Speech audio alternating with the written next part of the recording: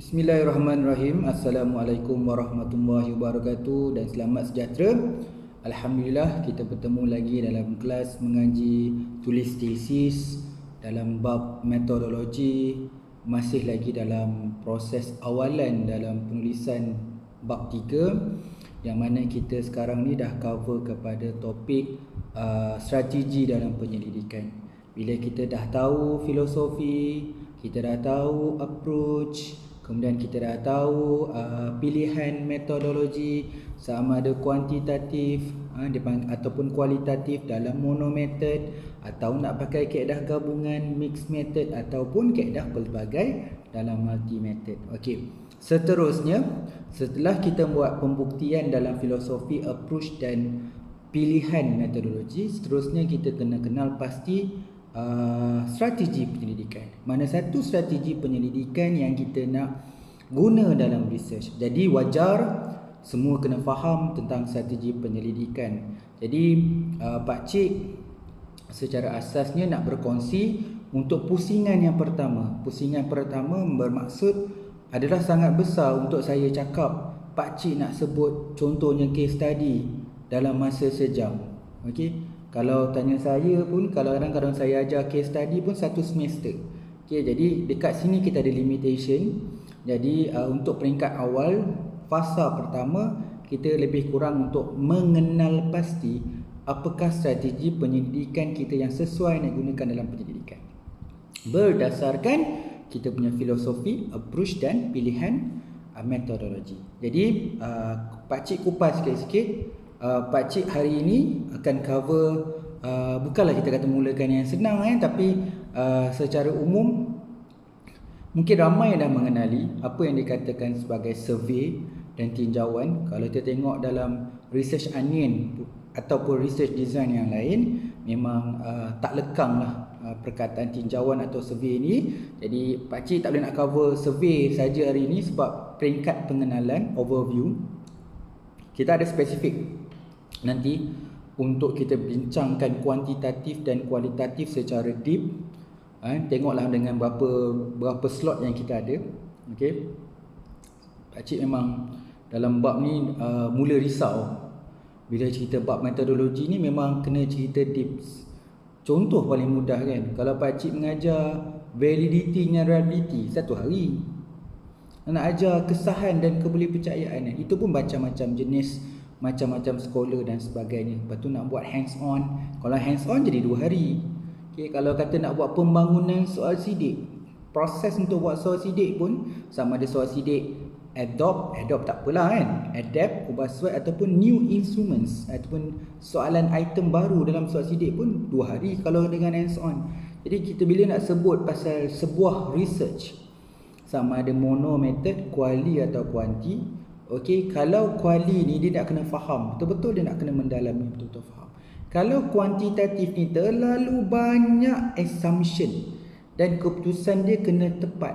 Okey, sebab kita nak mengaji. Kalau mengaji kena tahulah proses mengaji, sebab tu saya gunakan perkataan mengaji. Kalau yang faham maksudnya mengaji tu memang continuous, memang lama. And kalau saya mengaji solat maghrib pun nak habiskan 1 kitab pun kadang-kadang makan 2-3 tahun baru habis. Jadi dekat kes ni konsep dia nak faham sesuatu perkara dalam research. Okay, sebab tu saya go through level 1, level 2, level 3. So level 1 kita akan cuba habiskan sampai bab 5. Tapi peringkat kalau yang dah follow tu faham. Kalau orang yang suka ilmu atau majlis ilmu tu, aku nak lagi.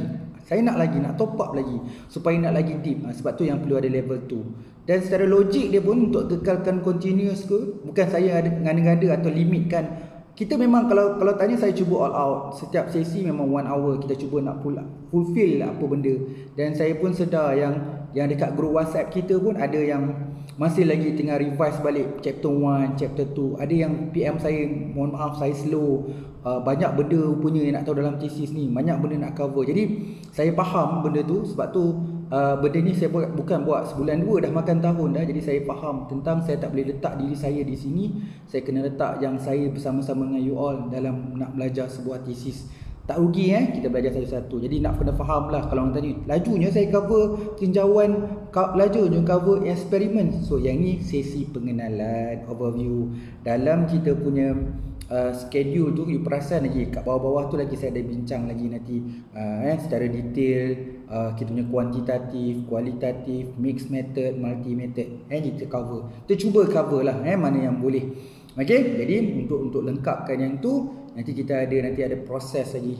Kalau level tu mana yang berkeinginan untuk terus mengaji, so kita ada lagi level tu insya-Allah. Tapi kita cuba habiskan level 1. Semua proses yang umum tu ada semua. Jadi tapi dalam penyampaian pakcik, dalam slide pakcik agak detail. Jadi nanti kita link tengok. Cuma kita punya limitation, kita kena faham satu-satu. Pakcik tak plan untuk terlalu laju, dan pakcik selalu meletakkan orang yang mendengar sekarang ni ibarat walaupun dia lebih alim atau lebih tahu daripada saya, tapi dia lebih kepada saya nak menyampaikan biar daripada awal, daripada asas. Okey.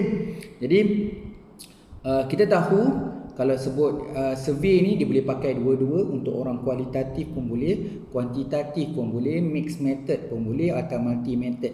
Tetapi kalau dalam bahasa mudah dia popular untuk kajian kuantitatif. Contohnya dengan menggunakan falsafah positivism, dengan menggunakan approach didaktif, dengan menggunakan monomethod, satu saja kuantitatif, dan dia akan gunakan strategi penyelidikan dia survey. Okey.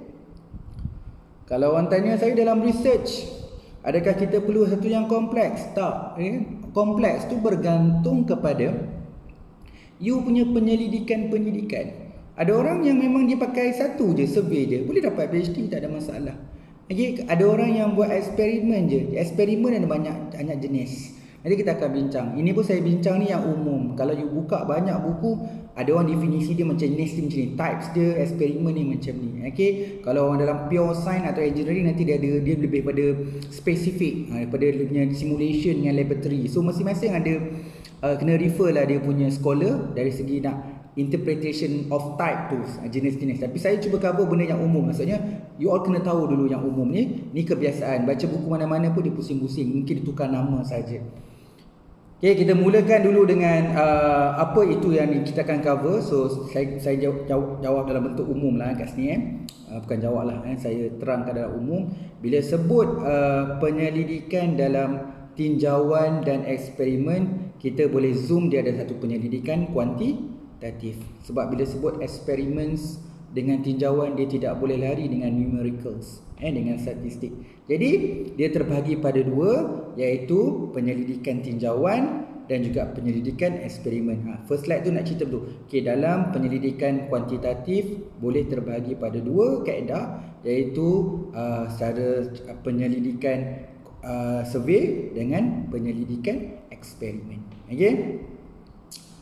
Mungkin survey tu dah biasa lah, kita jawab online questionnaire. Okey, tu tak apalah, tapi saya akan explain sebab benda ni kena tulis juga dalam tesis. Nanti cuba you fahami benda ni, nanti kita tulis dalam tesis bahagian-bahagian yang penting. Okey. Jadi biasanya secara awal lah, secara biasanya kalau pakcik pun dah sebutkan tadi, kalau sebut penyelidikan survey ni, kebiasaannya adalah dari segi penyelidikan yang mana filosofi dia berbentuk positivism. Okey, dan menggunakan pendekatan ataupun approach didaktif. Okey, kebanyakan dalam kajian yang banyak menggunakan survey ni, bukanlah kata tak boleh, kebanyakannya dalam bidang kajian social science ataupun applied social science. Ada yang kajian bentuk sains ataupun TVETs ataupun engineering, walaupun bidang dia kejuruteraan, tapi dia melibatkan humanistik. Jadi maksudnya dia melibatkan kemanusiaan ataupun behavior. Contohlah engineering safety, tapi dia melibatkan behavior keselamatan, gelagat pekerja tentang aspek keselamatan. Jadi dia ada melibatkan applied social science. Okey, biasanya dia mengumpul ataupun mencari jawapan berkaitan dengan yang menepati dia punya research question dan hipotesis, menanyakan persoalan yang berkisar kepada siapa, di mana, berapa banyak, okey, dengan menggunakan prosedur yang tertentu dan menggunakan pengukuran yang sesuai. Kan? Umumnya macam ni tau. Kalau kualitatif, macam saya dah cerita sebelum ni, dia lebih berat kepada why and how, kenapa dan bagaimana. Tapi kalau untuk kuantitatif, memandangkan tinjauan ni dia lebih banyak dan popularnya digunakan oleh research social science atau applied social science. Dia banyak menggunakan aspek yang saya sebutkan tadilah, what, where, who, when. Itu yang you kena faham. Okay? Sebab tu kalau tengok kita punya kelas mengaji ni, dia saling berkait dengan yang awal. Saya tak nak you all lupa yang asas yang kita dah cover supaya ilmu kita makin bertambah. Okey, kelebihan bagi penyelidikan menggunakan survey ni secara umum dia melibatkan satu pengistilahan dipanggil populasi dan sampling. Ada kajian yang kita tidak payah bincangkan populasi. Bagi kajian yang melibatkan satu benda audien ataupun sampel yang besar, okey, ataupun populasi yang besar, kita boleh menggunakan kaedah survey. Namun walau bagaimanapun, apabila limitation as the researcher ataupun penyelidikan itu sendiri, bila sampel yang terlalu besar, bila populasi yang terlalu besar, kita boleh gunakan teknik dan saiz sampling yang bersesuaian untuk kita tahu apakah kaedah yang sesuai bagi untuk mengenal pasti sampling yang sesuai untuk kajian, malah bilangan jumlah yang kita gunakan size sampling untuk. Jadi yang ni memang pakcik tak cover lagi. Nanti kita akan ada bila-bila ada masa, ada hari-hari tertentu ni kita akan cover dari segi aspek dengan teknik sampling. Teknik sampling tu pun besar. Kalau alang-alang nak belajar, kita belajar semua. Teknik persampelan kebarangkalian dan bukan kebarangkalian. Nanti kita akan cover semua tu. Okey, kita cover, tengok sejauh mana kita boleh cover lah. Tapi kalau tanya saya sendiri ada baca buku pasal sampling ni. Dekat rumah saya pun ada 12 buku sampling tu. Itu pun saya boleh kata tak ada satu buku pun yang lengkap. Bila orang belajar lah kan, bukanlah kata saya pandai, tak, bila kita belajar, buku ni kata macam ni, buku ni kata macam ni, dalam buku ni tak sebut benda ni, buku ni ada sebut macam ni. Okey, nak suruh saya tulis buku lagi dah lama, tapi duduk baca je. Tapi baca-baca pun kritik juga. Bukanlah, kita bila membaca ni kita melihat kepada perbandingan. Jadi bila sebut sampling ni pun nak kena belajar betul-betul, nak kena faham. Okey, kemudian jadi saya nak jelaskan kat sini kelebihan dia. Jadi survey boleh gunakan bagi kaedah banci atau populasi yang besar, apa lagi, data yang besar. Okey, dengan kos yang ekonomik. Depends. Memang kebanyakan buku yang saya baca, okey, memang dia kata soal sidik ni memang berjimatkan kos kan, ekonomik. Tapi tengok juga dengan bagaimana kita nak, kalau gunakan gunakan post express atau post laju kan, kita edar kuesioner atau melibatkan stamp, kos juga bagi saya. Tengoklah jumlah dan sebagainya. Okey, mungkin online kuesioner tu atau online survey tu akan lebih menjimatkan dan sebagainya. Okey, tapi kadang-kadang juga dia depends juga, ada yang gunakan macam agent untuk dapatkan data tu. Kadang-kadang kita bayar upah bagi setiap, walaupun online survey, tapi kita kena dapatkan channel yang betul, tapi kita ada melantik individu yang untuk mendapatkan data tu. Tapi secara umum dia, kita boleh kata kaedah ni memang berjimatkan lah, berbanding dengan kaedah kualitatif yang kena pergi field work, yang mana kita turun padang untuk interview dari seorang ke seorang. Seorang kat Johor, pada seorang dekat Sarawak, balik kena interview Johor tu balik semula kan. Selagi terdapat saturated, so dia melibatkan tempoh masa yang panjang. Okey, dan juga melibatkan kos yang sedikit tinggi. Okey, jadi kalau nak gunakan survey tu, kita ambil satu contoh lah. Satu contoh alat yang digunakan untuk survey ni adalah soal sidik. Pastikan soal sidik tu mudah difahami, pendek, ringkas, straightforward, disusun, kemas, teratur. Okey, sebab tu kita ada proses validity. Salah satu validity dia adalah jumpa expert. So bila jumpa expert, yang ni yang kita akan bincang juga expert. Saya cerita sikit lah umum. Ramai yang tak faham bila kita sebut expert. Kebanyakan hantar dekat lecturer, semua lecturer adalah expert. So expert you kena faham dalam sebuah survey ataupun soal sidik itu, dia ada beberapa kepakaran yang you kena refer. Contoh dia contents. So kita kena hantar dekat kita punya item tu dekat pakar content, sama ada akademik dan juga practitioner, orang industri. Sedikit sebanyak apa yang kita buat item tu kadang-kadang berkait dengan governments ataupun dengan perundangan di Malaysia. Jadi kita kena ada juga yang involve policy maker, siapa yang biasa dengan government yang berkaitan dengan topik tu, bidang tu, kita dengan policy maker. Jadi mungkin PTD and above, dia boleh jadi expert kat sini. Kemudian kita nak tengok dari segi aspek research base. Bila nak tengok item tu, nak tengok ini adalah penyelidikan. Jadi kita kena ada refer research methodology punya orang untuk check kita punya questionnaire tu sama ada saya sebutkan tadi, dari segi nature dia betul, dari segi structure dia betul, dari segi susunan, dari segi bahasa tak ada duplicate, tak ada redundant. So tanya double meaning, ada dua soalan dalam satu kenyataan, technical ni ada problem. Okey. Dan yang ketiga juga kita boleh invite dari segi orang bahasa untuk check. Jadi bila sebut expert ni dia luas. Ada yang menggunakan kaedah face to face, yang mana jumpa depan-depan, dapat feedback dia kat situ, ataupun jangan ambil log macam student saya semua hantar luar negara, so kita email saja elok-elok, email kat luar negara, expert tu reply, walaupun apply dia kadang satu line je, kadang satu perenggan je, tak apa, yang paling penting kita dah tunjukkan soalan itu dengan pakar. So how to identify pakar, macam mana, okay, kita boleh gunakan advanced search. Jadi gunakan dalam bidang tu, tengok siapa pakar dalam bidang, boleh gunakan Google Scholar, type label, titik dua bertindih, type bidang kita, nanti dia akan susun sorting siapa yang berada dekat atas sekali. Okay, macam mana nak approach untuk expert, apa prosedur dia, macam mana nak buat letterhead pula, macam mana nak buat cover letter, so macam mana kita nak komunikasi dengan expert. So bila dah jumpa expert, apa documentation nak record, apa benda yang nak letak dalam appendix. So semua tu adalah benda-benda yang teknikal. Itu proses untuk questionnaire development ataupun mana-mana instrumen punya set developments. So benda tu memang kena buat. Jadi kalau jangan anggap mudah, kata questionnaire itu mudah, sebenarnya saya kalau tengok, saya menilai, pertama saya tengok soal sidik. So soalan saya tanya dah, kalau proposal defense ni nak masih bangunkan soal sidik ni, apa yang you punya proses you buat? You pakai mana-mana scholar tak yang ikutkan step 1 buat apa, step 2 buat apa? So macam mana you identifykan questionnaire ni? Oleh itu saya dapat dari previous study. Kenapa you pilih questionnaire itu daripada yang lepas?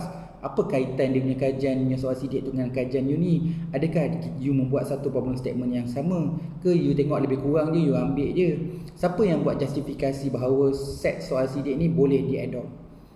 How you measure? Macam mana you nak buat measure? Sebab tu sekarang ni ada satu yang dipanggil pre.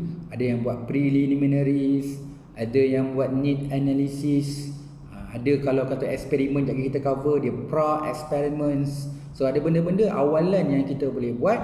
Maksud dia macam ni lah kan, kalau kita nak kerja besok dekat kilang ni, so kita sebelum tu beberapa hari lagi kita akan pergi kat kilang tu, tengoklah sikit dari segi lokasi dia, dari segi environment dia, at least kita bersedia dengan kerja tu. Jadi macam tu lah, bila kita nak buat research, kita ada proses kesediaan. Maksudnya proses sebelum kita involve dalam satu true ataupun penyelidikan yang sebenar, kita kena ada konsep pra dulu, macam kita kalau kerja praktikal dan sebagainya. So research ada pra dia. Kalau dalam kualitatif, benda ni sangat penting, yang mana hubungan rapport tu penting. Maksudnya dengan informants ataupun dengan peserta yang akan involve dalam kita punya kajian tu, di mana setiap human yang kita akan bekerjasama lepas ni, memang kita ada hubungan yang baik dari segi nak memastikan keselesaan dua-dua pihak, supaya kita dapat memastikan perjalanan proses interview tu dan sebagainya dalam penyelidikan tu berjalan dengan lancar.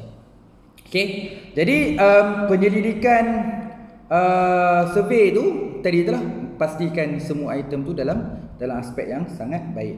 Okey, tujuan penyelidikan survey, mengenal pasti, menentukan, saya kena mengenal pasti ataupun saya buat slash menentukan apa yang kita boleh gunakan survey untuk melihat ataupun nak mengenal pasti, menentukan kepercayaan, adat, apa lagi, corak, pattern lah corak tu, apa tingkah laku, gelagat, jadi kesedaran. Sebab tu kalau tengok ada yang buat nak tengok apa, readiness.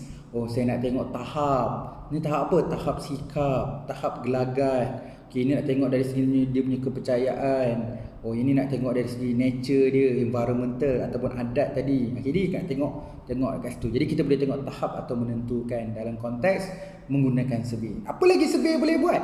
So survey ni konteks ni biasalah kajian-kajian, biasanya dalam kajian IT, teknologi dan yang berkaitan lah. Contoh nak tahu pasal kesediaan, ketersediaan, kebolehcapaian, kebolehgunaan, Okay. So benda-benda itulah ada kajian macam-macam kan. Ada yang kajian kepentingan, ada kajian kesediaan, ada kajian pelaksanaan, ada soalan kebolehpercayaan, kebolehgunaan, kebolehcapaian. So itu semua boleh digunakan dengan menggunakan survey.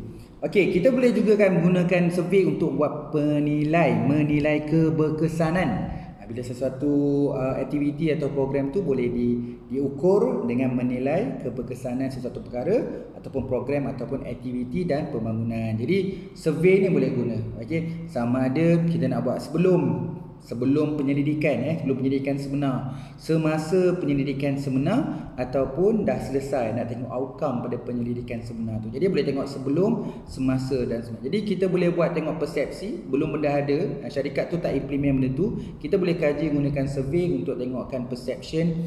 So kita boleh mengkaji dalam tempoh masa benda tu dibuat, sesuai juga menggunakan soal sidik dan juga selepas tu. Contoh nak menilaikan keberkesanan tadi, tengok boleh menilaikan selepas. Jadi boleh menggunakan soal sidik, tetapi dalam penyelidikan soal sidik itu diwakilikan oleh item. Betulkah item itu bersesuaian untuk menilai instrumen, contohnya soal sidik dalam kajian? Perkara pertama yang saya selalu cek adalah yang ni memang kasih kantoi lah. Okey, pertama saya memang buka soal sidik. Bila buka soal sidik, saya tengok soalan pertama dia. Soalan pertama dia dalam konstruk dia adalah kepimpinan. Okey, antara item dia tanya seorang pemimpin perlu amanah dalam menjalankan kerja dia. Okey, dan kita tahu secara umum setiap pemimpin leadership mestilah amanah. Semua orang dah tahu dia amanah. Okey, tapi persoalan dia sekarang, you buat kajian kuantitatif. Di mana kajian kuantitatif tu semua perkara yang jadikan fakta, yang macam amanah itu fakta. Sebab you ambil soal sidik ataupun you adapt, so amanah tu jadi fakta. Bila setiap fakta yang ada dalam item akan ditanya, mana penceritaan yang berkaitan kepimpinan amanah dalam literature review? Yang tu yang kita tengok. Pergi soalan nombor 2 pula, yang kata bertanggungjawab. Saya tak jumpa. Saya jumpa dalam literature review you kata seorang pemimpin kena ada dedikasi, kena ada kesungguhan. Yang peliknya dalam literature review cakap dedikasi dan kesungguhan. Saya tak jumpa pula dalam item ni pasal soalan dedikasi dan kesungguhan. Yang ada komitmen. Seorang pemimpin harus ada komitmen. Tapi saya tak jumpa pun perkataan komitmen itu ada dalam literature review. Macam mana you boleh ambil soal sidik orang yang you nak adapt ni, yang mana dia tidak match dengan literature review? Kalau jawapan yang terbaik, kenapa you pilih set instrumen ni dalam kajian? Kerana melihatkan daripada literature review yang saya tulis ataupun dalam penyelidikan ini, dia match dengan scholar ni. Sebab scholar ni memang bertepatan dengan literature review. Ataupun dari awal lagi dekat kita punya literature review, si Polan ni, si Mr. A ni memang orang yang kita keep ataupun kita akan jadikan sebagai pilot articles yang akan memandu kejayaan kita punya tesis. Jadi dia memang jadi main articles untuk kita. Jadi kita memang gunakan soal sidik. Itu tak apa, dia saling relate. Jadi kat situ yang serangan awal. Kadang-kadang bila setiap kali lah buat pertama kali saya berhadapan dengan satu universiti tu, pertama kali saya berhadapan dengan pelajar tu, kalau pertama kali jumpa pengurusi, pertama kali jumpa supervisor dia, kadang-kadang semua pandang saya, betul ke soal sidik tu kena buat macam ni? Jadi buat apa you buat literature review? Sebab tu research ni dia satu proses set yang indah sebenarnya. Sebab tu sebelum nak submit, check lah balik. Aku nak betulkan balik lah literature review. Bila aku baca literature review, aku baca aku punya finding, aku baca aku punya instrumen, berlari-lari, bersepah-sepah. Jadi aku kat sini aku nak susun balik. Kena faham lah. Tapi kalau kualitatif, kalau nanti kita bincang kualitatif, dia sedikit berbezakan, sifat dia kan subjektif. Sebab tu kita cerita pasal ontologi, epistemologi, oziologi. Boleh pula si kualitatif tu tak ikut pun boleh. Pandai-pandai je sifat cik ni. Dah terang-terang dia bersifat subjektif. Dia fleksibel. Dia memang tak test teori. Dia sekadar nak dapatkan kefahaman mendalam ataupun nak dapatkan meaningful. Memanglah dia punya soalan interview yang dia buat tu tak sama dengan literature review, tapi lebih kurang tak? Makna lebih kurang sama. Makna lebih kurang sama lah, cuma perkataan tak sama. Tak apa, sebab dia kualitatif. Tapi kalau kuantitatif bersifat precise, tepat, accurate, paling tepat. Jadi you kenalah bersifat positivism dan objektif dalam semua aktiviti atau proses penyelidikan. Jadi kat situ yang nampak macam pakcik garang tak. Sebab benda ni kena cerita betul-betul supaya you kena faham. Okey? Jadi ulangan balik. Jadi kita boleh gunakan survey untuk tengokkan kesediaan, ketersediaan, kepercayaan, gelagat, kesedaran tadi, contoh ketersediaan, kebolehcapaian dan kebolehgunaan, keberkesanan. Jadi kalau ada yang lain pun yang bersesuaian boleh digunakan. Okey, bila sebut dalam penyelidikan ni, survey especially, dia tak lekang tau. Memang dalam penulisan tesis tu nanti you akan lukis satu gambar rajah dari awal. Okey, mostly kalau kita tengok mana-mana buku pun mesti dia kata kalau buat pembangunan survey ni, langkah pertama dia mesti literature review. Daripada literature review tu, okey, baru dia identifykan beberapa scholar yang mana you nak adopt ataupun nak adapt. Okey, kemudian bila dah buat semua, you keluarkan draft soal sidik itu. Bila keluarkan draft soal sidik itu, kadang-kadang memang you ada bercampur bahasa Melayu atau bahasa Inggeris, kita buat translations. Kita buat translation supaya keedahkan back to back translation ke, parallel ke, ataupun direct translation. So kita buat translation, bila dah okey, baru kita jumpa expert. Expert pun macam-macam keedah. Sebab tu kita dalam tesis kita ada, nanti kita akan ada spesifik. Tak tahu lah berapa jam kita kena cover benda ni, tapi kita ada cover topik validity and reliability. Jadi nak tahu berapa jenis validity. So kalau tanya saya buat research tak buat validity, saya termenung kejap. Takkanlah satu pun tak boleh. My validity ni macam-macam ada, banyak jenis validity. Sombongnya tak buat validity. Validity ni tujuannya sebelum kita nak pergi kepada satu penyelidikan sebenar, kita ada benda yang kita refer, kita nak tambah baik, kita nak semak kita punya instrumen tu. Okey, kalau kata saya ni kualitatif, kalau saya tahu saya ni researcher, saya instrumen, apa validity yang saya nak kena buat? Saya ni, okey, untuk topik yang saya buat ni, pendidikan awal kanak-kanak, saya bukanlah pandai sangat pasal pendidikan awal kanak-kanak. Yang saya tahu jaga anak saya pandai. Tapi topik ni asing bagi saya. Saya bukan cikgu pendidikan awal kanak-kanak. Jadi saya kena mantapkan diri saya, yang mana saya kena pergi kursus, kena pergi bengkel untuk fahamkan kanak-kanak tu, pergi buat observation, pergi buat report, untuk dapat ada rasa experientials dengan knowledge tu yang pasal pendidikan awal kanak-kanak, baru saya berani nak interview dan sebagainya. Jadi kualitatif tu pun perlu, apatah lagi kuantitatif. Jadi kalau kuantitatif lagi, kita tahu you bukan instrumen. Okey, you consider je kita boleh mewakilkan soal sidik, tapi kita kena pastikan soal sidik tu betul-betul sempurna. Macam mana nak bagi sempurna? Itulah perlunya proses validity.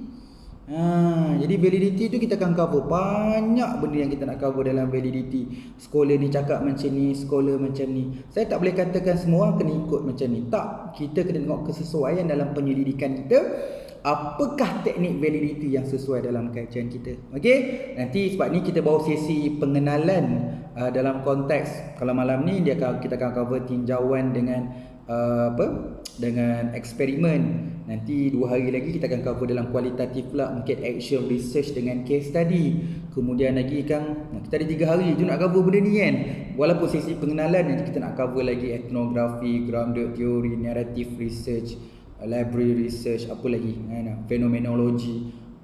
Itulah, walaupun benda ni banyak, kita ada yang kata tak apply benda tu. You dengar, yang you cuba fahami, belajarkan dulu. Kalau dah belajar, macam saya dulu mula-mula nak belajar, memanglah orang saintifik, tiba-tiba nak belajar humanistik, nak belajar etnografi, nak belajar fenomenologi, untuk apa kan? Tapi bila belajar, kenapalah aku tahu hari ni? Kenapa dari dulu aku tak tahu benda ni? Bagus juga aku tahu benda ni. Jadi automatically kita makin faham. Walaupun kita tak guna fenomenologi tu, tapi kita makin faham, oh ni sepadan dia. Sebab itulah aku tak masuk fenomenologi, dalam bidang aku macam ni, nature aku macam ni je. Okay, Jadi biasa cakap tadi yang ni nak cerita pasal langkah tadi, ada perasaan langkah dari awal. Draft dah siap. Okay, kemudian kita dah pastikan kita dah jumpa pakar. Dah jumpa pakar tu berapa layer tu. Bila dah jumpa 5 orang, 5 ni bagi komen ni bagi komen ni bagi komen ni, betulkan balik. Kita dah betulkan balik, kita buat lagi sekali, jumpa salah satu daripada 5 orang tu untuk revalidate. Okey, bila dah okey, ini dari segi kita jumpa face to face, aku nak buat jugalah quantify, aku edarkan balik soal sidik ni dengan 10 expert untuk measure kualiti soalan pula. Pakai lagi. Jadi macam-macam kaedah validation. Bukanlah saya nak tunjuk yang maksudnya yang kompleks tu yang bagus, tak. Dia kena faham macam ni je. Kalau orang tu rigid, proses dia very rigorous tentang validity, dia nak membuktikan bahawa soal sidik ni betul-betul valid. Apa lagi dia nak wakilkan? Macam saya beza. Dia ni buat kualitatif, dia ni buat kualitatif, saya buat kualitatif. Macam mana nak pastikan kami tiga-tiga ni betul-betul fit nak jadi orang yang nak buat kajian dan kualitatif, jadi penemuga yang bagus, nak bertemu ramah dengan orang, macam mana nak kena ada. Sebab tu kalau saya pesan kat my student saya, kalau you nak buat kualitatif, train yourself. Macam mana nak jadi, nak interview soalan yang bagus, macam mana nak duduk sebagai natural setting, macam mana nak jadi orang tak buat muka-muka. So kalau orang tengok muka kita ni macam nampak positif, kita akan tengok macam kita ni bersungguh-sungguh nak, kita nak cari ilmu tu. So macam mana you nak karakter, macam mana nak sampaikan tonasi dalam bercakap tu. Jadi semua benda tu skill, semua benda tu kena ada, baru kita boleh menjadi seorang yang researcher yang baik. Okey, kalau you tak ada skill benda tu, you tak suka jumpa orang dan sebagainya, baik buat kuantitatif. Dia nampak macam lari daripada kuantitatif, tapi sebenarnya kuantitatif ni precise dengan accurate. You tak boleh mistake, tak boleh buat silap. Tapi kalau kualitatif, kita tak sebut silap. Dia kata-kata macam hanging, tak sampai, belum menyeluruh, tak jelas, belum terperinci lagi. Dia macam itulah. Jadi kita kena make sure lah kita punya explore atau penjelasan tu sampai seperti mana yang kita nak dalam nak menjawab research question dan problem statement. Okey, kita ada proses-proses dia, banyak proses dia. Sampailah kita buat pilot study. Ingat kualitatif pun ada pilot study, kuantitatif pun ada pilot study. Dan kemudian ni kalau macam kuantitatif, dia kena analisis dia punya data pilot, dan dia kena buat contoh dia pakai Chromebase Alpha. Okay, dia nak measure dari segi reliability. Okay, kita masuk topik yang kedua pula, eksperimen. Tadi kita cover survey lah kan. So survey ni biasanya dia boleh jadi macam, okay, sebelum tu lah kan, bila survey ni jadi macam satu soalan, ada soalan terbuka, ada soalan tertutup, ada soalan yang betul-betul ada bahagian A, ada bahagian B, ada bahagian C. Kadang-kadang nak lengkapkan satu set soal sidik tu, bagi dekat seorang settle. Seorang tu dia boleh jawab unit analisis dia. Kadang-kadang unit analisis dia organisasi. Bahagian A, HR kena jawab. Bahagian B, bahagian finance. Bahagian C, bahagian operation. Bahagian ni, kita bahagian safety. Jadi, berkongsi set question. Nanti kalau semua department tu dah jawab, baru lengkap satu question. Okay, jadi macam-macam ada benda yang saya nak bincangkan sikit. Nanti kita akan bincang sama-sama lah. Dia adalah berkaitan dengan structured, semi-structured dengan unstructured. Okay, kena faham semua benda tu. Kita banyak benda-benda yang kita kena bincang yang pasal dengan structured, semi-structured dan unstructured. Bukan dalam kualitatif saja, kuantitatif saja. Contoh dia, yang ni kena accept, nanti kita akan pergi ke kelas lebih spesifik. Dalam kuantitatif, kita dibenarkan untuk buat structured interview. Okay, kita dibenarkan boleh buat structured observation. Soalan saya, kalau saya kuantitatif, saya memang pakai eksperimen, dan saya akan gunakan eksperimen atau survey atau pakai both. Saya pakai salah satu. Dalam masa yang sama, saya juga buat structured observation, saya juga buat structured interview. Adakah saya pakai mixed method? Adakah saya pakai mixed method? Dalam kes ni, kalau saya pakai mixed method, filosofi saya terang-terang saya bersifat positivism, memang sesuai nak pakai didaktif dan monomethod. Tapi dengan menggunakan untuk dapat data tu, saya gunakan juga observation, iaitu perhatian berstruktur, guna dengan interview dan berstruktur. Boleh ke? Banyak sekolah orang kuantitatif kalau nak gunakan structured interview dan structured observation, dia masih lagi kuantitatif. Masih lagi kuantitatif, tak terkeluar pun nak sampai jadi mixed method. Sebab kita punya filosofi, sebab kita punya approach memang dah mendorong kita kepada kuantitatif, iaitu monomethod saja. Kalau dia kata, aku ni pakai mixed method, boleh tak kau ceritakan kau punya filosofi dan approach? Boleh tak cerita kau punya andaian reasoning tu? didaktif atau didaktif, dan boleh cerita tak you punya ontologi, epistemologi dengan axiology. Kita nak check dulu betul tak semua aspek ni sesuai nak pakai mixed method. Kita dah biasa dengan data je, apa-apa pergi kat data, nanti dulu. Kita kena cover yang benda yang awal. Sebab tu saya tekankan itu pasal philosophy dan approach. Soalan quiz tu ramai tu yang bagi jawab tu, saya tak bagi jawapan lagi sebab saya tengok ramai yang PM tepi, dia kata nak bagi jawapan. Jangan bagi jawapan dulu, saya hold dululah. Saya tahu ramai yang bagi duk tanya-tanya mana respon saya kan. Kalau saya dah bagi jawapan nanti tak seronok lah. Nanti kita akan kongsi lah, sehari 2 lagi kita akan bagi jawapan. Tak boleh lama sangat lah Okay, kemudian bila sebut eksperimen ni, dia ada beberapa jenis eksperimen lah. Dia ada pra-experiments, kemudian kita ada eksperimen sebenar ataupun dia panggil true experiment, dan kita ada quasi-experiments. Kita akan ceritalah eksperimen ni macam mana. Kita ada sebenarnya orang selalu bincang dua je, true experiment dengan quasi-experiments. Kalau you tengok ada buku, dia keluarkan 4. Dia keluarkan pre-experiments, dia keluarkan true experiments, quasi-experiment dengan statistical experiments. Cuma saya tak bincangkan statistical experiment lah. Sebenarnya kita absorb statistical experiment tu dalam kategori true experiment dengan quasi-experiment. Jadi kita cover. Cuma saya tambah adalah pre atau pra-experiment. Yang ni kita boleh laksanakan untuk sebelum kita buat eksperimen yang sebenar. Ramai sekolah mencadangkan bagus seorang penyelidik mulakan dulu dengan pra-eksperimen sebelum buat penyelidikan yang sebenar. Contoh dia macam ni. Banyak benda-benda pra lah. Dia sebut pra ni banyak. Contoh dia macam ni. Dia boleh berlaku dalam penyelidikan sebenar ataupun kita asingkan. Macam ni lah, saya nak buat eksperimen di sekolah. Jadi bila buat eksperimen di sekolah tu, saya nak tentukan kelas A dan kelas B. Memang kat sekolah tu dah susun kelas A, kelas B, kelas C, kelas D. Saya ambil kelas A dan kelas B. Nak jadikan kumpulan kawalan dengan kumpulan rawatan. Ada kumpulan yang buat eksperimen, ada kumpulan yang tak buat eksperimen. Jadi bila saya testkan dua kumpulan itu level of knowledge, saya bagi satu soalan ikut aras dia orang. Saya memang tengok variance yang terlalu tinggi. Kelas A tu dapat mostly semua 80, 90, 80, 90. Kelas B tu saya tengok jauh sangat, dia 40, 50. Jadi sebenarnya dari awal dah memberi gambaran bahawa eksperimen ni kalau saya pakai kelas A dan kelas B ni tak sesuai sebab dia ada satu variance yang tinggi. Tapi kita tahu dekat sekolah memang ada perbezaan, memang ada, tapi sepatutnya kelas A dan kelas B variance ni sikit je. Jadi saya pergi sekolah lain, buat lagi kajian pra. Bila pra menguji kat sekolah tu, saya tengok kelas A markah dia 80. Kelas B markah dia 70. Tak apa, dia dah dekat. Wajib pun kelas B, wajar juga kelas B tu dapat 70. Dah kalau dah 80 join kelas A.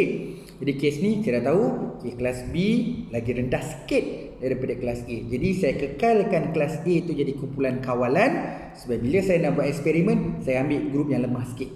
Saya ambil kelas B tu sebagai kumpulan eksperimen. Sebab dari awal lagi syarat nak buat eksperimen tu nak pastikan dari segi kesamarataan, dari segi sampel yang balance. Kan? Belum lagi cerita bilangan yang rawak ataupun bukan rawak, tapi yang kat sini nak cerita pasal balance. Jadi kat situlah yang ada banyak benda yang kita nak buat pra. Tapi sebelum tu you kena faham dulu apa itu masuk pra. Pra eksperimen adalah sama step macam eksperimen lain. Maksudnya eksperimen asas yang lain. Menjadi persediaan ni keyword dia. Menjadi persediaan atau prasyarat sebelum eksperimen sebenar. Namun ia tidak melibatkan dua kumpulan kawalan. Dengan kata lain, satu kumpulan sering dikaji tetapi tidak dibuat perbandingan antara kumpulan. Ini definisi umum dia.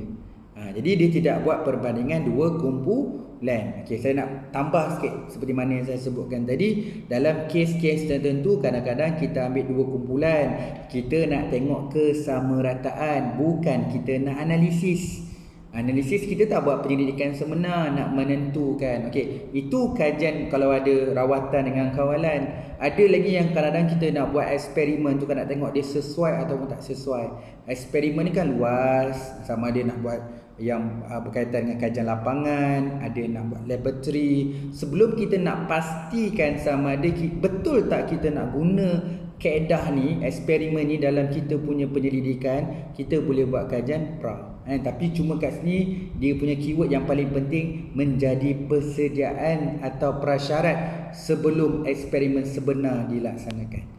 Ada ayat lain lagi, namun ianya tidak melibatkan kumpulan kawalan. Kumpulan kawalan ni atau dipanggil sebagai control variables. Okey, kita nak tengok benda yang main, benda yang utama saja yang berkaitan dengan kita punya direction ataupun the main of experiments. Okey. Tapi kalau tanya saya pra eksperimen ni, memang kat slide ni saya ambil exactly dekat buku lah. Tapi kalau you betul-betul faham, sebenarnya pra ni dia kena lebih fleksibel lah. Saya tak boleh kata fleksibel lah kat sini sebab nampak fleksibel tu orang kata kualitatif. Tapi nak beritahu sebenarnya kita ada tujuan yang kuat kenapa kita nak buat pra eksperimen. Wajib ke buat? Memang saya tahu kat Malaysia ni banyak orang tak buat. Tapi kalau tanya saya, macam-macam istilah pra eksperimen ni. Sebab tu ada buku dia tak ada pra eksperimen, dia ada true eksperimen dengan kuasa eksperimennya. Tapi kalau tanya saya, sama dia nak pergi visit ke, kalau pun nak buat kadang sikit-sikit nak pergi interview ke, itu dipanggil juga dengan pra eksperimen. Cuma dia tak gunakan numerical dengan statistik lah. Tapi kalau gunakan numerical statistik, kita ada benda set yang kita ukur, yang kita measure, supaya nak tentukan bahawa okey, ni sesuai. Kita nak buat research location kat sini dengan menggunakan unit analisis benda ni, dia sesuai dan sebagainya. So namanya pra eksperimen. Itu lebih luas lah. Okay. Kemudian bila yang kedua, dua jenis dia dalam eksperimen ni kita pecah dua, pecah tiga.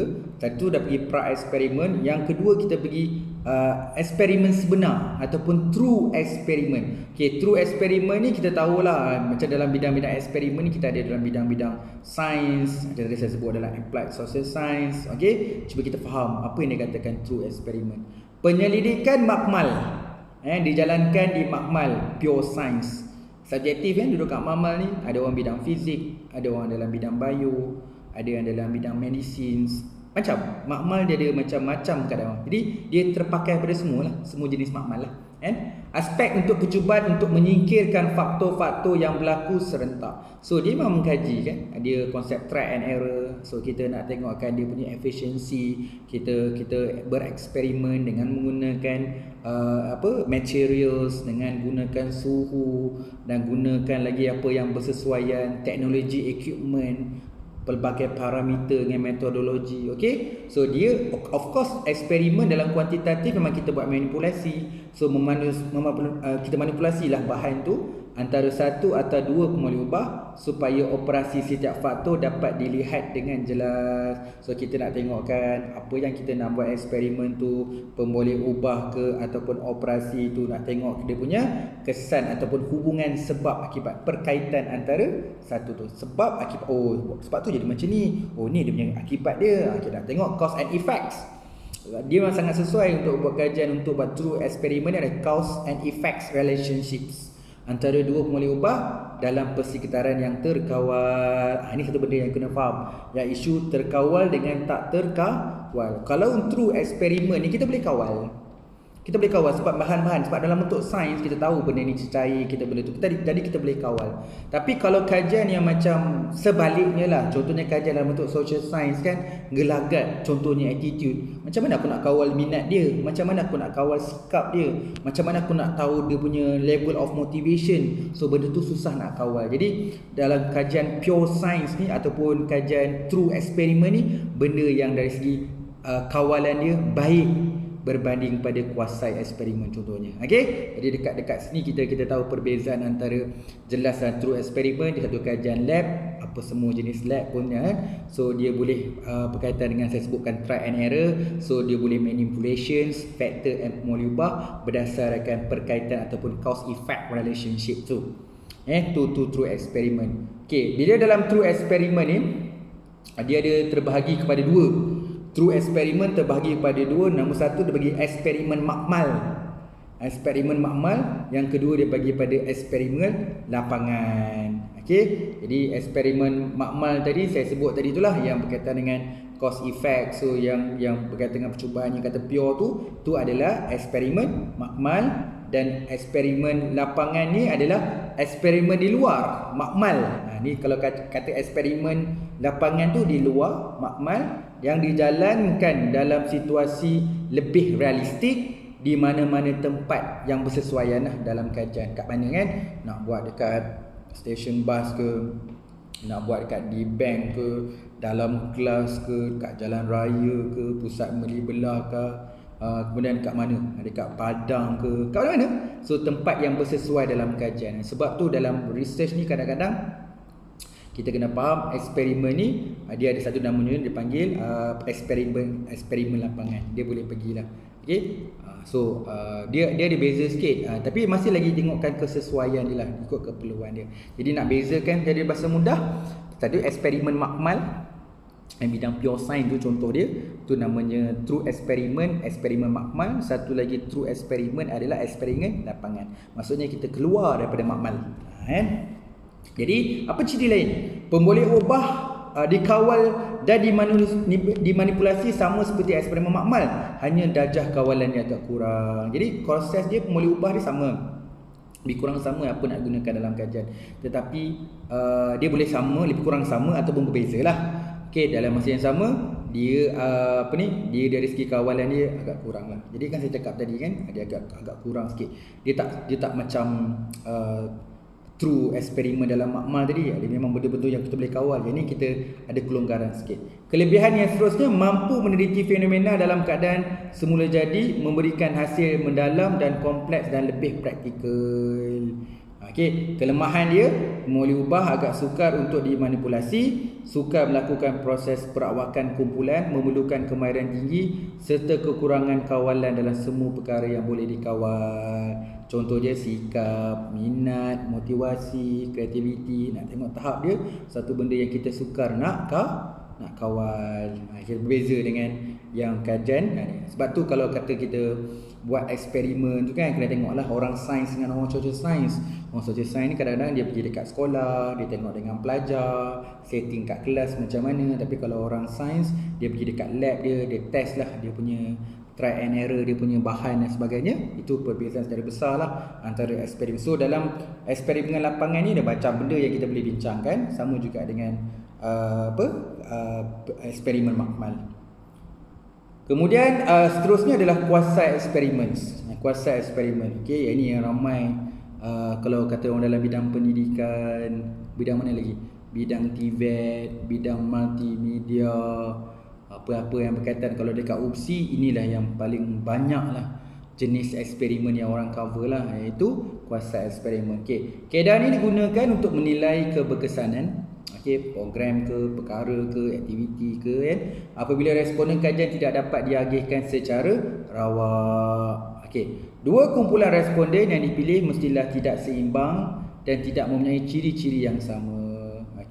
Reka bentuk kuasa eksperimen digunakan untuk menggantikan reka bentuk eksperimen tulis apabila dalam proses pemilihan responden kajian pengagihan secara rawak tidak dapat dilakukan oleh penyelidik.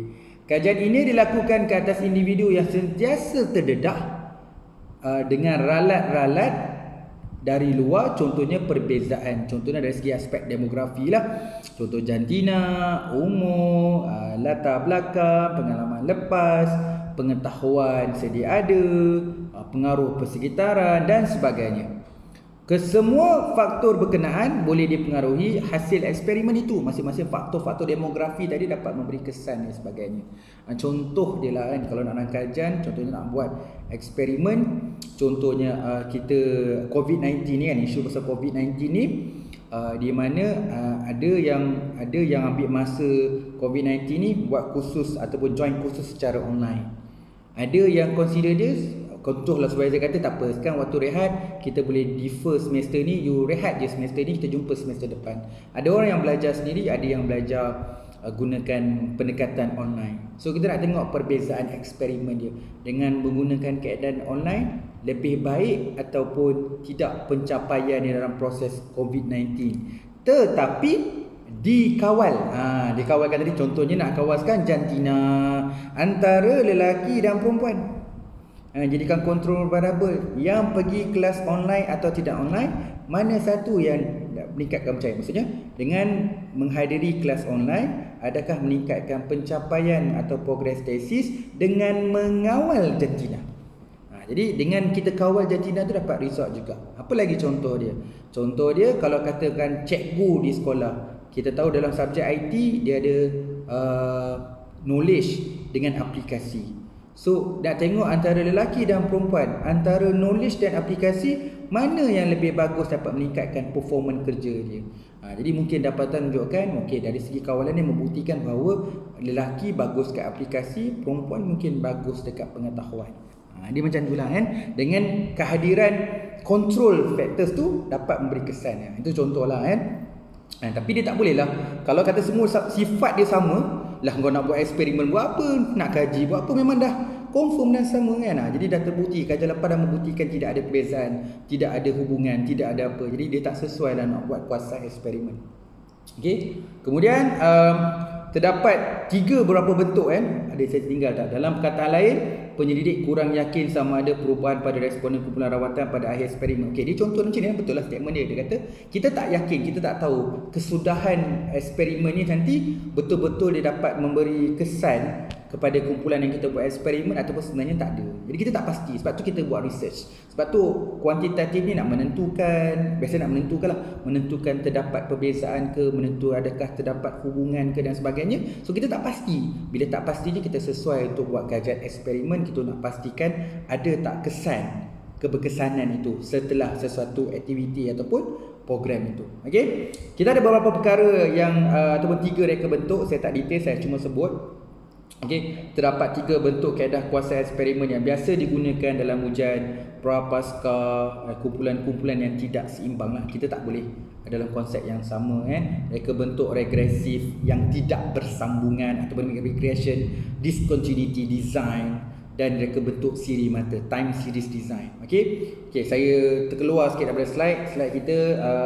Kita dah cover dah, kalau dalam research ini kita dah cover dah dalam strategi pendidikan, bahagian tinjauan dan eksperimen. Okey, kita dah cover dari segi outline, kita dah cover sampai 3.34. Ini cuma cadangan, kita boleh ubah sesuai. Okey, cuma nak beritahu dalam kajian eksperimen especially, dia agak teknikal sikit lah eksperimen ni. Kalau tanya saya, kita untuk mendatang nanti, kalau kita ada rezeki, untuk memang ada rezeki lah dalam tahap 1 ni, kita akan cover dah lebih faham lagi eksperimen. Contoh dia, kita akan gunakan perisian. Contohlah perisian SPSS contoh dia.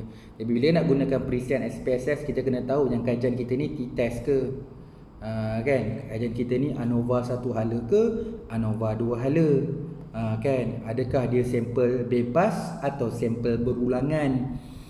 Kemudian dia nak kena tahu juga sama ada dia lepas ANOVA, ANCOVA, sebab dengan kehadiran control variables. So yang ini berkaitan dengan univariates. Kemudian kan kita dah masukkan aspek-aspek macam multivariates.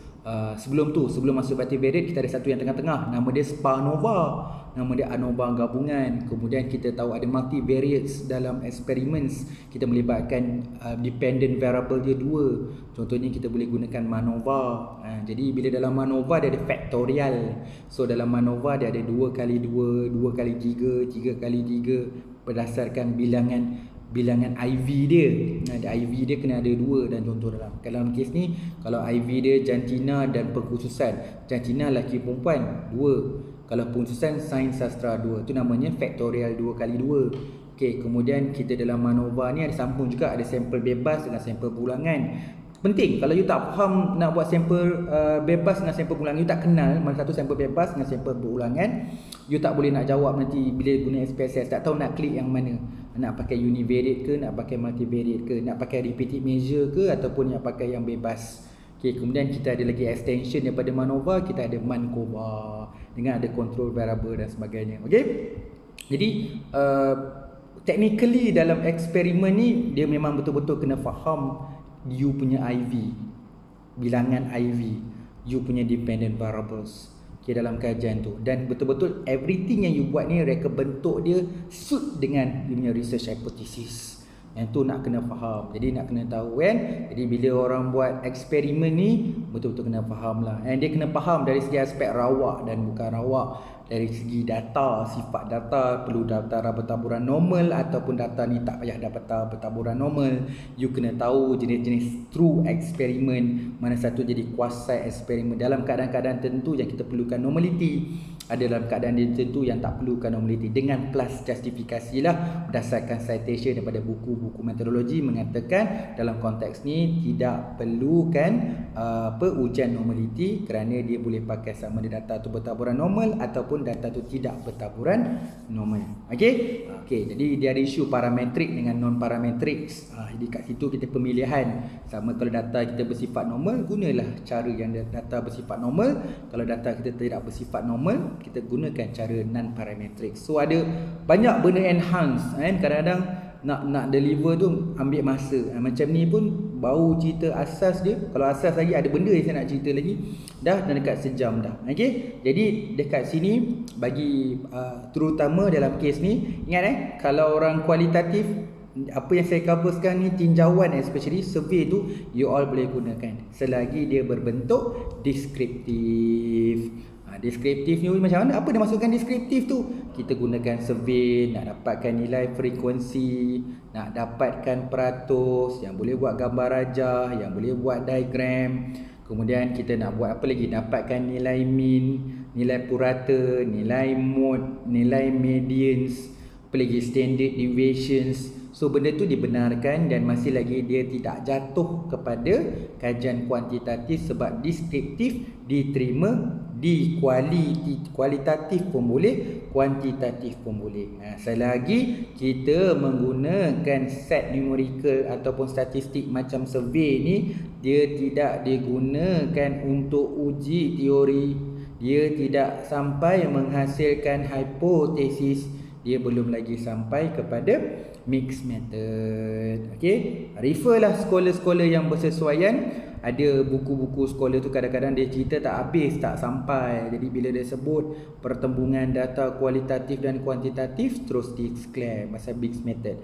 Saya rasa you all takkan jadi macam tu lah, sebab kita dah faham kita punya paradigm, kita punya dah belajar research paradigm kita dah faham pasal filosofi. So kita kenal mana satu kuanti, yang mana satu kuali, mana satu mono, mana satu multi, mana satu mix. Okay, kena kuat. So hari ini kita dah cover dua topik besar dalam kuantitatif, iaitu tinjauan dan eksperimen. Saya tahu mesti banyak orang nak tanya soalan pasal tinjauan dan eksperimen.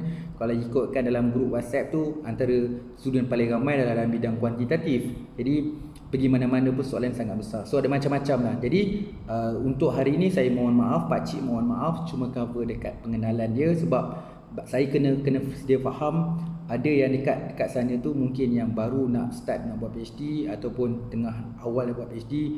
Apa yang pakcik sampaikan dalam 1 jam ni sangat penting dalam nak memahami apa itu yang dikatakan sebagai survey dan apa yang dijadikan sebagai instrumen. Kalau orang tak faham, dia jadi macam pening. Saya tengok orang buat eksperimen tapi dia pakai set soal sidik. Boleh. Set soal sidik tu boleh, sebab soal sidik tu cuma alat. Alat tu boleh pakai dekat kualitatif pun, soal sidik tu boleh pakai. Soal sidik tu pakai kat eksperimen pun boleh. Soal sidik tu pakai kat kajian survey, nak buat kajian hubungan pun boleh. Sebab kita sekarang ni kita ada bidang masing-masing. Kualitatif ada cara dia, eksperimen dengan ada cara eksperimennya. Orang buat kajian survey nak buat hubungan, dia ada cara nak buat hubungan dia dengan ada IV, DV dan sebagainya. Jadi masing-masing, tapi dia gunakan soal sidik tu untuk mewakili. Saya sekarang ni contohnya saya nak tunjukkan saya punya modul saya ni. Modul saya menghasilkan tu. So salah satu elemen dalam modul tu nak mengatakan dengan menggunakan modul tu dapat meningkatkan pemikiran, kreativiti.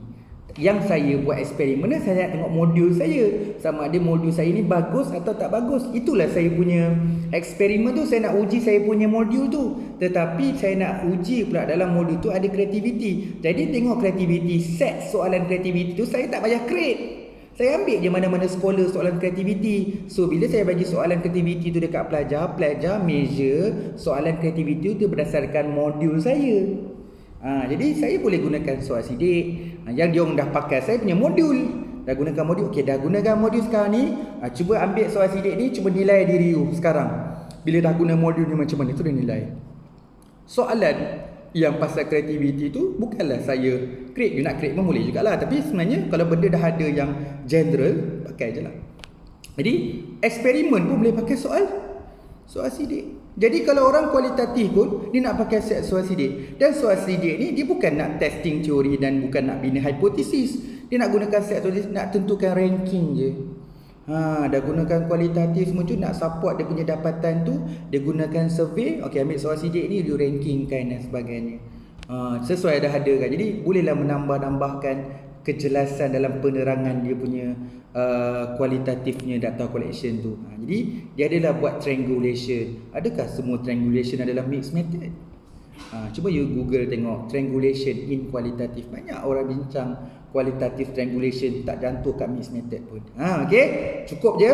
Hari ini kita dah bincang berkaitan dengan metodologi. Mohon maaf, dia dah sampai bab yang bergaduh sebenarnya. Saya jumpa macam ni boleh, yang ni boleh, lecturer kata macam ni. Inilah bahagian dia. Dah sampai dekat bahagian metodologi. Saya cuma menyampaikan sejauh mana knowledge yang saya tahu. Saya sedia terima kritikan. Kalau kata saya salah, saya mohon maaf atas segala kekurangan yang ada pada saya. Dan cuma kadang-kadang bila sebut pasal metodologi ni, kalau kata kita nak bahas, kita boleh kena bahas by scholar lah. Jangan cakap kawan saya cakap, lecturer saya cakap. Susah lah sebab benda tu, sebab dia jadi umum. Tapi kalau nak faham macam tu boleh lah. Tapi kalau sebaiknya, kalau nak confirm, sebaiknya kita ada citation untuk menggambarkan justifikasi kenapa saya pakai macam ni dia. Saya tak ada buat pre-eksperimen pakcik. Saya pakai true dengan kuasai je sebab saya refer buku ni cuma sebut eksperimen terpecah pada 2. Terpulang.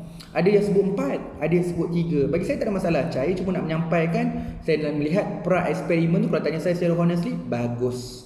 Cuma kalau tengok kat slide saya tu boleh betulkan sebenarnya. Saya takut nak ubah, takutkan ubah kan saya memandai ubah. Sebab dalam asas dia macam tu. Kalau tanya saya, apa sahaja selagi benda tu datangkan manfaat kepada eksperimen kita, mana-mana kajian awal iaitu dia panggil pra-eksperimen tu bagus dibuat sebelum buat penyelidikan sebenar. Okey, saya mohon maaf lagi sekali kalau atas kekurangan sebutan, menyampai, tekan suara dan sebagainya. Semoga semua dapat manfaat, especially yang order yang plan nak buat kuantitatif. Memang kena betul-betul faham you nak buat survey dan eksperimen. Saya banyak jumpa kadang-kadang bila dekat proposal defense, you punya masalah ni lebih sesuai buat experiments daripada you nak buat kajian regressions. Sebab kalau you nak tengok, kalau kajian multivariates, dalam eksperimen pun ada multivariates.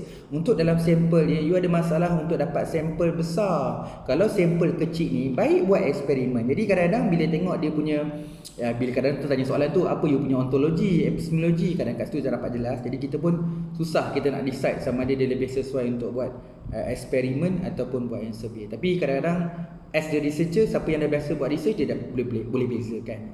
You lepas ni kalau explore, so kita boleh beza. Bila tanya orang, kau ni sebenarnya buat case study, kau tahu tak kenapa kau case study? Sebab kau unik benda ni, sebab kau last kali keluarkan benchmarking. So kalau benchmarking tu bagus buat case study.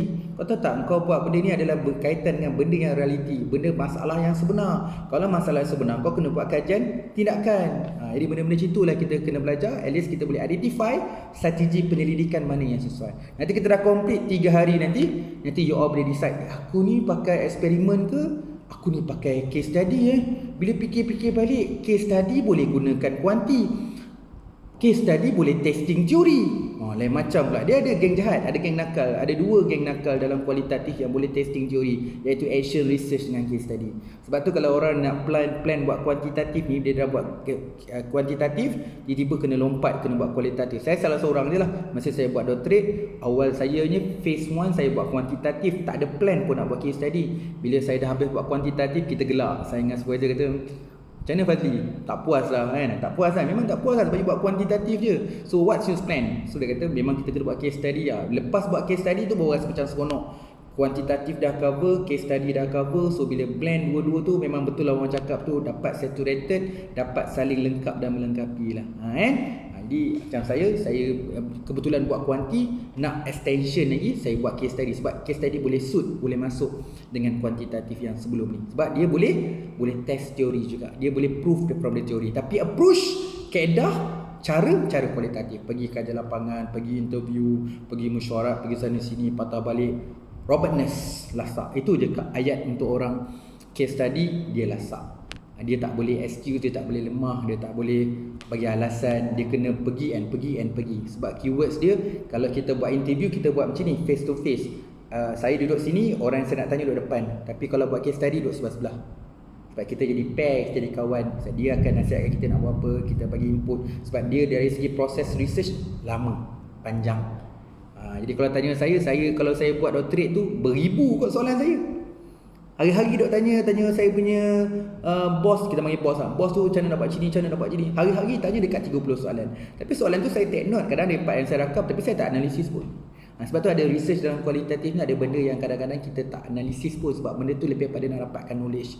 So kita dapat knowledge dengan buku, tapi kalau gunakan kualitatif kita dapatkan knowledge berdasarkan experience daripada proses penyelidikan itu. Okey, terima kasih lagi sekali. Banyak pula saya bercakap. Assalamualaikum dan selamat malam.